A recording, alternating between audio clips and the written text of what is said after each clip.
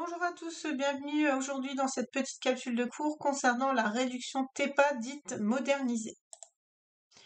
Alors, tout d'abord, un petit rappel sur le dispositif de la loi TEPA qui avait été instauré en 2007 en lien avec la loi Travail, Emploi et Pouvoir d'achat, donc loi dite TEPA, ou plus communément appelée paquet fiscal, qui a introduit donc deux notions principales.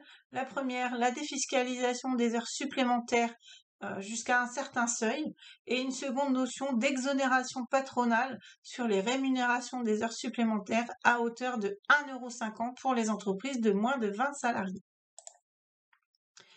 Avec le nouveau régime Pacte, la déduction forfaitaire TEPA 2022 comprend toujours pour les entreprises de moins de 20 salariés cette déduction forfaitaire patronale à 1,50 € par heure supplémentaire, mais également fait notion d'un nouveau régime de franchissement de seuil d'effectif qu'il est à prendre en compte dès lors que le seuil est atteint ou dépassé pendant 5 années civiles. Donc les employeurs ont de nouvelles prérogatives à mettre en œuvre.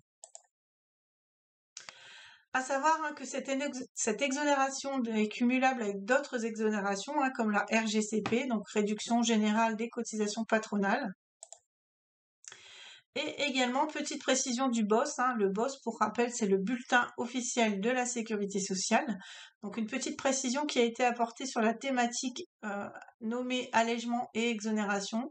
Entrée en vigueur en février 2022, elle a été mise à jour le 11 mars 2022 avec un changement de doctrine donc qui stipule qu'il n'y a pas d'heures supplémentaires structurelles dans le cadre d'un contrat à temps partiel.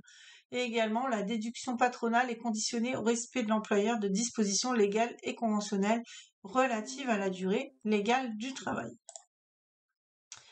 Encore une petite précision du BOSS, dans une actualité du 12 octobre 2022, donc le DSS, la Direction de Sécurité Sociale, a annoncé une nouvelle rubrique dédiée au calcul de l'effectif également, qui sera opposable au service de l'URSSAF à partir du 1er novembre 2022.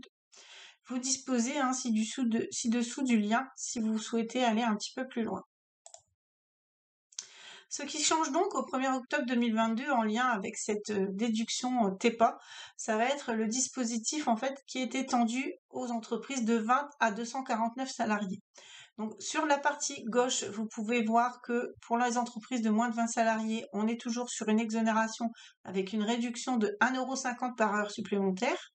En revanche, sur la partie droite, vous pouvez constater que ce dispositif a été étendu aux entreprises de 20 à 249 salariés, avec cette fois-ci une réduction de 50 centimes par heure supplémentaire.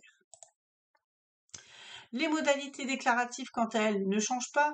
On est toujours par le biais d'une DSN avec des codes type personnel de type 005 au titre des heures supplémentaires qui sont effectuées à partir du 1er octobre 2022.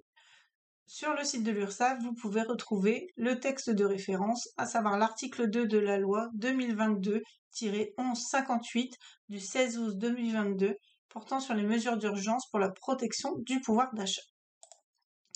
Et n'oublions pas, pour rappel, les heures supplémentaires sont exonérées d'impôt sur le revenu à hauteur de 7 500 € depuis le 1er janvier 2022.